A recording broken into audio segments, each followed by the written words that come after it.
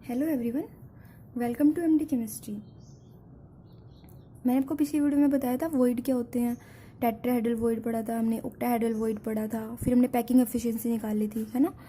तो आज हम पढ़ते हैं फॉर्मूला ऑक्टाहेड्रल वॉइड और टेट्राहेड्रल वॉइड्स कैसे निकालते हैं।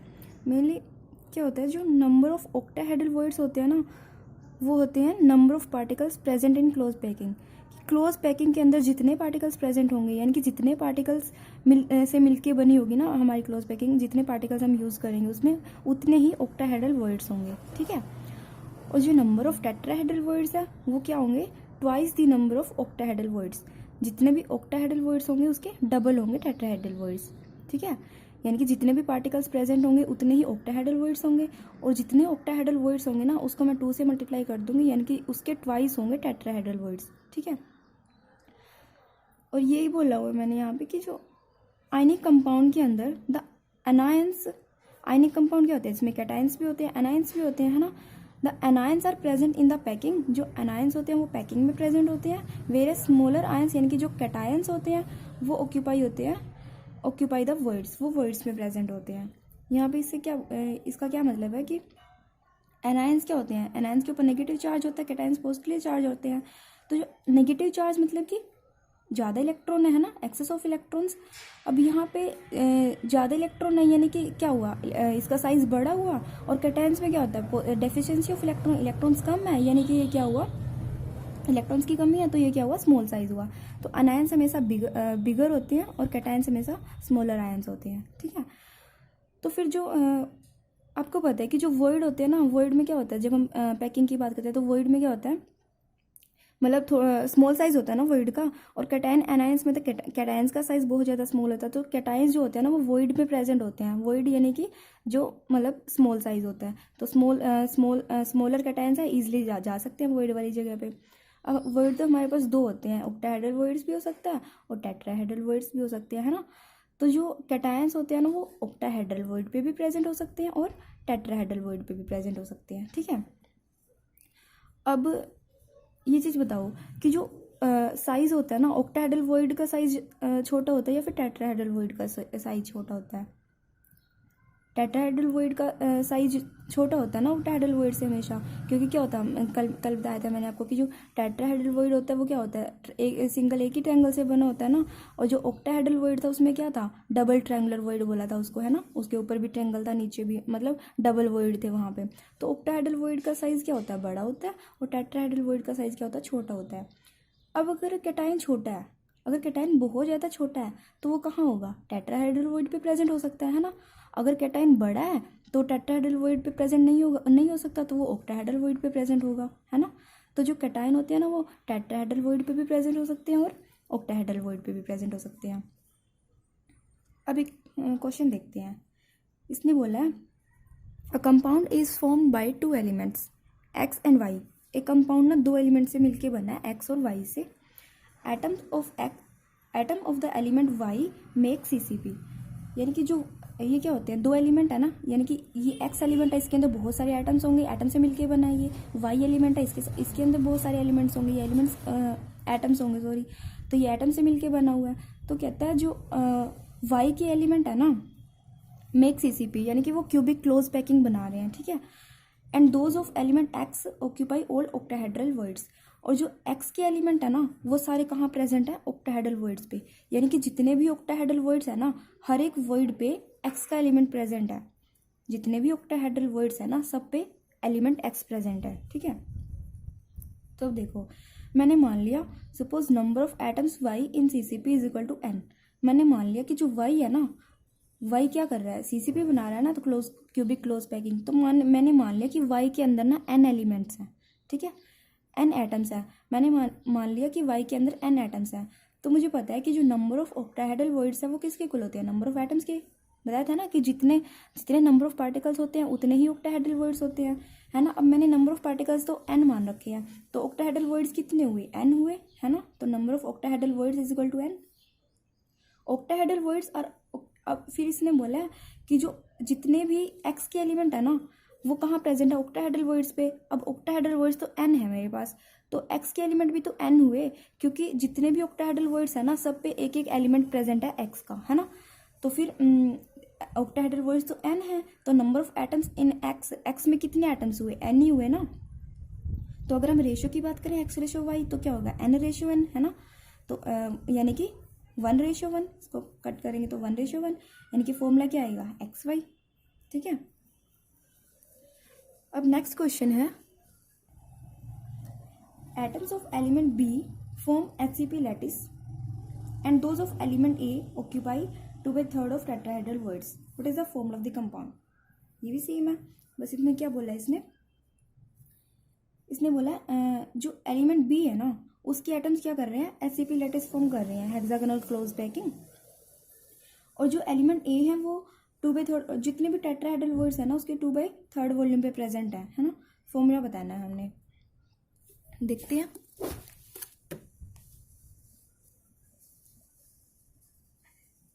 देखो मैंने मान लिया number of atoms of be in HCP n मान लिया, मैंने मान लिया कि जो बी है ना उसके अंदर n एटम्स हैं। ठीक है, number of atoms in B मैंने n मान लिया। तो मुझे पता है कि जो अब टेट्राहेड्रल वर्ड की बात कर रखी है ना क्वेश्चन में, तो मुझे पता है कि जो टेट्राहेड्रल वर्ड्स होते हैं ना वो डबल होते हैं, जितने भी एटम्स होते हैं ना टेट्राहेड्रल वर्ड्स क्या होते हैं, डबल होते हैं ऑक्टाहेड्रल वर्ड्स के।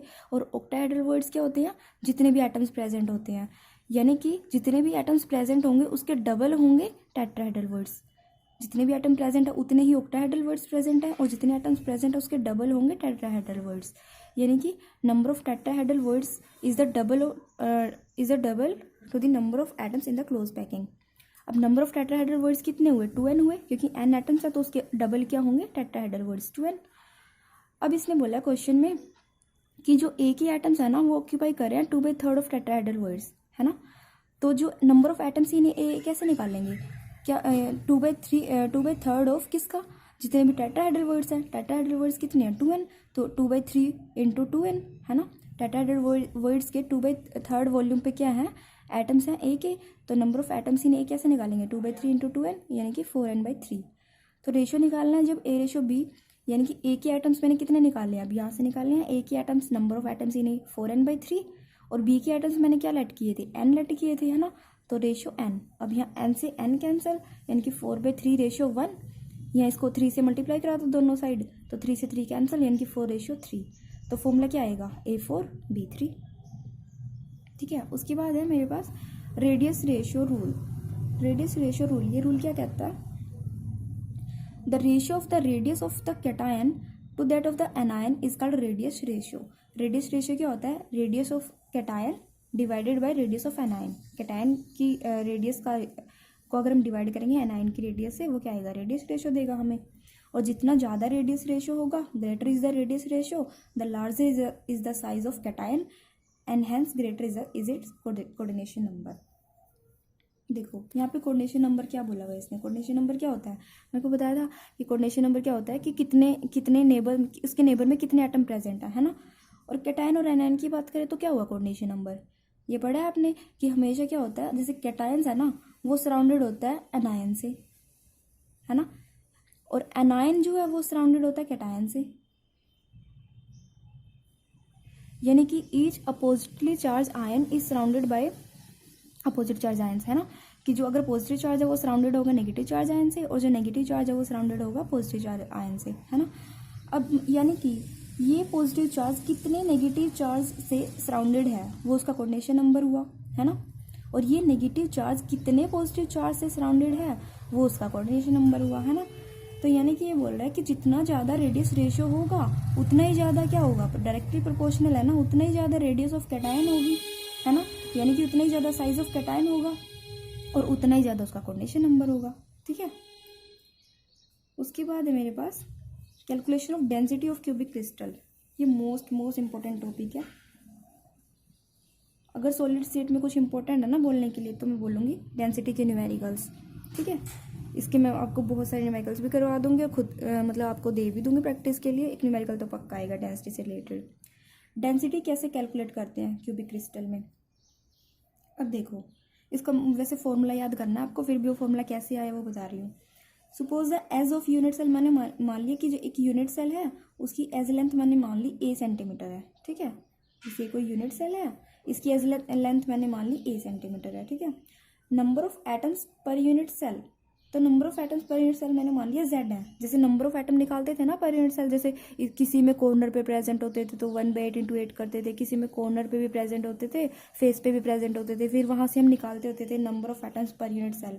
वो मैंने मान लिया Z है, मतलब हर एक केस में हम निकाल लेंगे कितने हैं number of atoms per unit cell. Z मान लिया। एटॉमिक मास ऑफ एलिमेंट मैंने M मान लिया।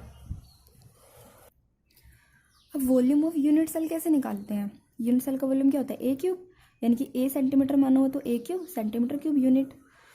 तो डेंसिटी क्या होती है? डेंसिटी पढ़ा होगा आपने, डेंसिटी क्या होती है? मास पर यूनिट वॉल्यूम, यानी कि डेंसिटी ऑफ यूनिट सेल क्या हुई? Mass of unit cell divided by volume of unit cell, है ना। तो मास ऑफ यूनिट सेल हम कैसे निकालेंगे कि पूरा यूनिट सेल का मास कितना है, कैसे पता करेंगे? Number of atoms in unit cell into mass of each atom. यानी कि अगर मुझे मतलब एक यूनिट सेल के अंदर ना मान लो 5 एटम्स हैं, तो मुझे ना एक एटम का मास पता चल जाए, मैं उसको 5 से मल्टीप्लाई करा दूंगी, मेरे पास पूरे यूनिट सेल का मास आ जाएगा, है ना। वही चीज़ है। मास ऑफ यूनिट सेल कैसे निकालते हैं कि जो एक एटम का मास अगर मुझे पता है तो उसको मैं मल्टीप्लाई करा दूंगी नंबर ऑफ एटम से, है ना। तो Z इंटू एम, Z मान लो मेरे जितने भी नंबर ऑफ एटम्स हैं इंटू M, यानी कि मास ऑफ ईच एटम, ठीक है। Z इंटू एम, M क्या है? मास ऑफ ईच एटम। और मास कैसे निकालते हैं हम? Atomic mass divided by Avogadro number, ठीक है। एटॉमिक मास तो मैंने M लेट किया है डिवाइडेड बाय एवोगैड्रो नंबर, यानी कि N0। तो डेंसिटी क्या हुई? यहाँ से फॉर्मूले में पुट करेंगे mass of unit cell, mass of unit cell मतलब Z इंटू एम, है ना। और यहाँ से M की वैल्यू भी है, M की वैल्यू क्या है? M/N0। तो डेंसिटी क्या हुई? मास ऑफ यूनिट सेल में पुट करूंगी, मास ऑफ यूनिट सेल क्या हुआ? Z into M, Z into M, M की जगह मैंने पुट कर दिया M/N0, यानी कि Z इंटू M/N0, ठीक है। Divided by volume of unit cell, unit cell का वॉल्यूम क्या है? A क्यूब, है ना। इसको यहाँ से सोल्व करेंगे। डेंसिटी को मैं रो से रिप्रेजेंट कर रही हूँ, डेंसिटी को रो से रिप्रेजेंट करते हैं। तो वो क्या आया? Z into M divided by a cube into N0, ठीक है। यूनिट क्या आई? ग्राम, क्योंकि मास किस में है? ग्राम पर मोल में। तो यूनिट क्या आई? ग्राम पर सेंटीमीटर क्यूब, क्योंकि जो इसमें मास जो ग्राम पर मोल में है और जो एज लेंथ है वो सेंटीमीटर में है, ठीक है। अब अगर मास ग्राम में ना होकर के अगर ऐसे यूनिट की मैं बात करूँ तो किस में है? किलोग्राम पर मोल में है, और जो A है वो मीटर में है मेरी। तो डेंसिटी क्या होगी? डेंसिटी होगी Z into M by a cube into N0, और यूनिट क्या आएगी फिर? केजी पर मीटर क्यूब। या तो ग्राम पर सेंटीमीटर क्यूब हो सकती है या फिर केजी पर मीटर क्यूब हो सकती है, ठीक है। मैंने ऐसे तो फॉर आयनिक कंपाउंड्स, और ये चीज़ याद रखना कि आयनिक कंपाउंड्स के लिए कोई भी अगर आयनिक कंपाउंड है जिसकी FCC स्ट्रक्चर है, जैसे NaCl हो गया, तो उसके लिए जो A है ना वो क्या होता है? Twice the distance between A positive and B negative ion. कि जो A प्लस और B नेगेटिव के बीच में जो आयन जो डिस्टेंस है ना उसका डबल होगी एज लेंथ, ठीक है। एज लेंथ क्या होगी? डबल होगी डिस्टेंस के, जो कैटायन और एनायन के बीच का जो डिस्टेंस है ना उसकी डबल होगी एज लेंथ, ठीक है। कैटायन एनायन की बात मैं क्या कब करूँगी? आयनिक कंपाउंड के केस में ही तो करूँगी। आयनिक कंपाउंड ही तो होते हैं जो कैटायंस और एनायंस में ब्रेक होते हैं, ठीक है। उसके बाद for BCC structure of an element Z is equal to 2, for BCC structure of ionic compound Z is equal to 1। ये चीज़ याद रख लेना, मतलब निकालने की ज़रूरत नहीं पड़ेगी, वैसे तो आप निकाल भी सकते हो, लेकिन इसको याद रख लो कि बार बार यूज़ होएगा तो ठीक है। कि जो किसी भी एलिमेंट की BCC स्ट्रक्चर के लिए Z की वैल्यू कितनी होती है? 2 होती है, और for BCC structure of ionic compound Z की वैल्यू 1 होती है, ठीक है। अब इसके न्यूमेरिकल्स करने से पहले एक टॉपिक और है जो मतलब वो चीज़ आप पहले ध्यान रखोगे, उसके बाद इसके न्यूमेरिकल्स करेंगे उससे पहले ये चीज़ आप लोग याद करोगे।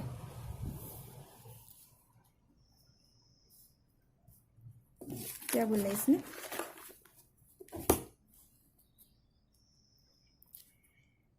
सिंपल क्यूबिक मैंने आपको ये करवा चुकी हूँ, मैं कल वाली वीडियो में करवाया था। Simple cubic, face centred cubic और बॉडी सेंटर्ड के लिए मैंने आपको A में और R में रिलेशन निकाल के बताया था, है ना। वहाँ से बताया था ना वो हर एक एटम की, मतलब कल वाली वीडियो देखना, वहाँ से एटम्स वगैरह में A में एज लेंथ में मैंने एज लेंथ A लेट की थी हर केस में, और रेडियस के बीच में रिलेशन करवाया था। सिंपल क्यूबिक के लिए A is equal to 2r था, फेस सेंटर्ड के लिए √2 इज इक्वल टू 4r था, बॉडी सेंटर के लिए √3 इज इक्वल टू 4r था, ठीक है।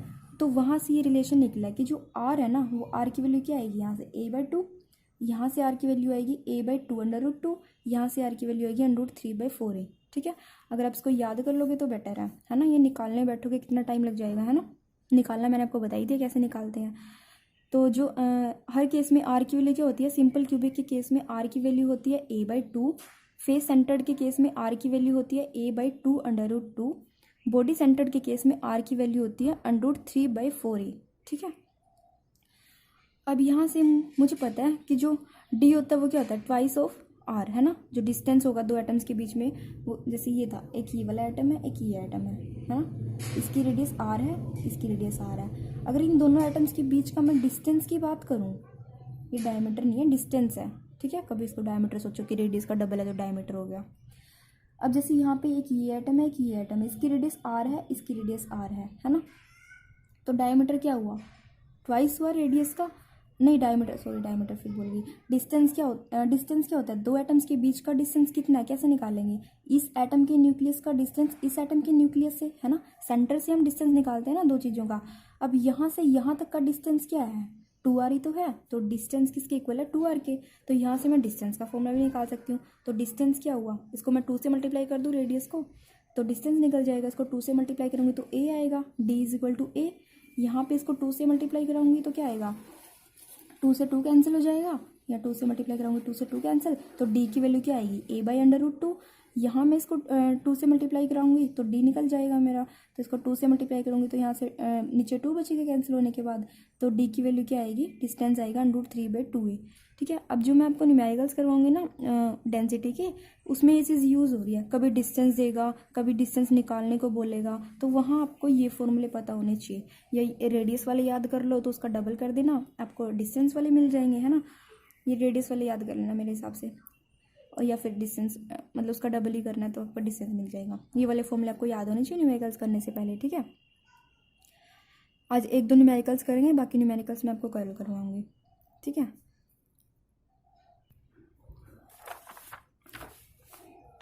First numerical, silver forms CCP lattice and X-ray studies of its crystal show that as length of its unit cell is 408.6 picometer. Calculate density of silver, ठीक है। Density calculate करनी है। सबसे पहले density का फॉर्मूला लिख लो क्या होता है।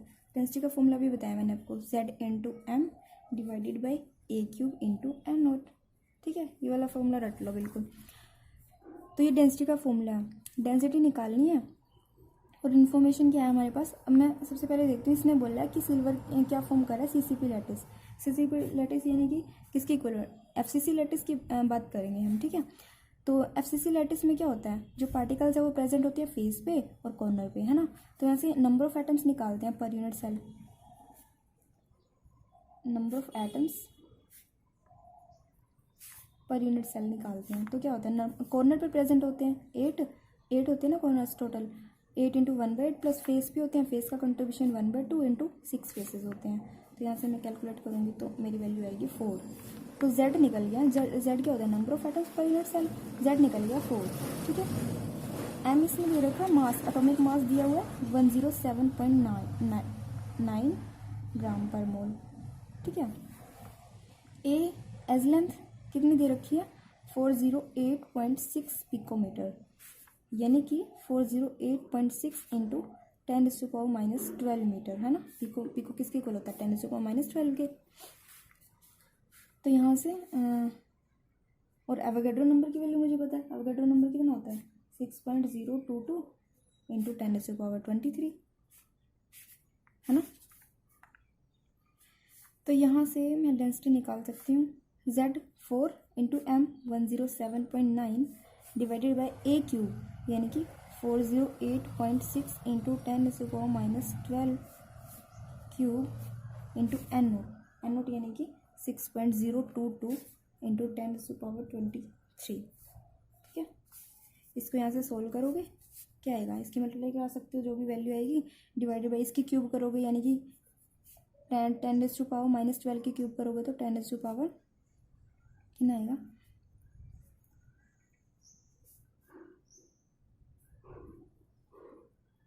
10⁻36 आएगा इसकी क्यूब करेंगे तो।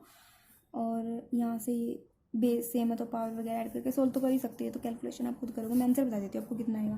इसका आंसर आएगा सोल्व करने के बाद 10.5 ग्राम पर सेंटीमीटर क्यूब। ठीक है, चेक कर लेना ये वाला आंसर आया है या नहीं आ रहा है। उसके बाद सेकंड क्वेश्चन है, इजी था ना क्वेश्चन, बस फॉर्मूला पता होना चाहिए, कुछ भी नहीं है क्वेश्चन में। सेकंड क्वेश्चन में क्या है, sodium has a BCC structure with nearest neighbour distance. अब यहाँ पे देखो नेबर डिस्टेंस, वही डी की बात कर दी इसने, है ना। नियरेस्ट नेबर डिस्टेंस यानी कि डी की वैल्यू दी है इसने 365.9 पिकोमीटर। डेंसिटी कैलकुलेट करनी है, सिर्फ डिस्टेंस दे रखा है और ये बता रखा है कि सोडियम हैज़ बीसीसी स्ट्रक्चर। ठीक है, अब बीसीसी स्ट्रक्चर है तो बीसीसी के लिए जेड की वैल्यू कितनी होगी, वैसे तो आप निकाल सकते हो, निकाल भी लेना, लेकिन मैंने आपको बताया था याद कर लेना कि जो बीसीसी स्ट्रक्चर है ना उसके लिए कितनी होती है, जेड की वैल्यू 2। जेड की वैल्यू 2 हो गई। अब यहाँ पे फॉर्मूले आप याद करोगे, अभी के लिए देख लो कि जो बीसीसी स्ट्रक्चर है उसके लिए क्या फॉर्मूला है। बीसीसी स्ट्रक्चर के लिए डी की वैल्यू कितनी है, √3/2a। ठीक है, बीसीसी स्ट्रक्चर के लिए डी की वैल्यू √3/2a, डी की वैल्यू √3/2a।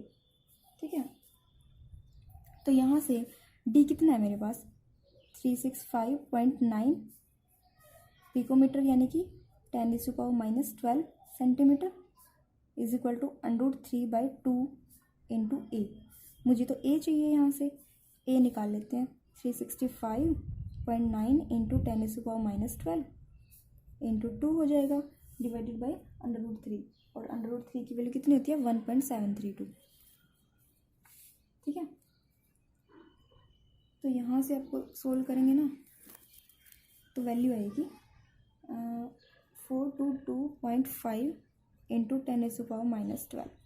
ठीक है, तो यहाँ से अब फॉर्मूला लगा दो सीधा, अब तो कुछ भी नहीं है।